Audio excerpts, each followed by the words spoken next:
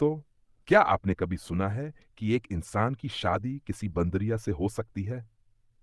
यह सिर्फ एक मजाक नहीं, बल्कि एक रहस्यमयी कहानी है जो आपको हैरान कर देगी। आइए जानते हैं इस रहस्य को। गांव के बाहर एक छोटी सी झोपड़ी में रहने वाला रवि एक गरीब लेकिन नेकदिल युवक था। उसकी माँ उसकी शादी के लिए परेशान थी, लेकिन उसकी किस्मत में कुछ ऐसा लिखा था जिसकी किसी ने कल्पना भी नहीं की थी। शादी का रहस्यमय प्रस्ताव। एक दिन गांव में एक तांत्रिक आया। उसने रवि की मां से कहा, अगर तुम्हारा बेटा अमीर और खुशहाल होना चाहता है तो उसे एक विशेष लड़की से शादी करनी होगी। रवि की मां बहुत हैरान हुई, लेकिन तांत्रिक की बातों में आ गई। कुछ ही दिनों बाद शादी की तैयारियां होने लगी, लेकिन दुल्हन को किसी ने नहीं देखा था। अजीबोगरीब शादी की रात। जब शादी का समय आया तो दुल्हन को घूंघट में लाया गया। पूरा गांव इस अनोखी शादी को देखने के लिए उमड़ पड़ा था। दूल्हा रवि भी बहुत बेचैन था।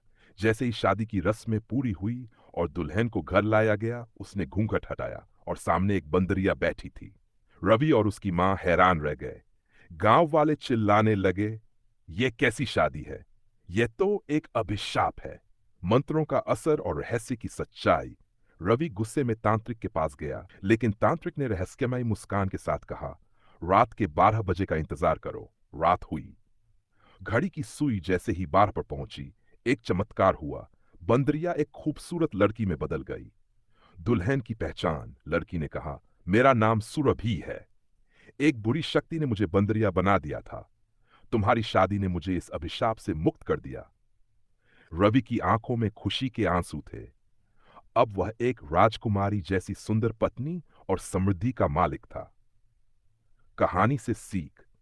कभी भी हालात को देखकर घबराना नहीं चाहिए। सच्चा प्यार और भरोसा चमत्कार कर सकता है। हर चीज वैसी नहीं होती जैसी दिखती है।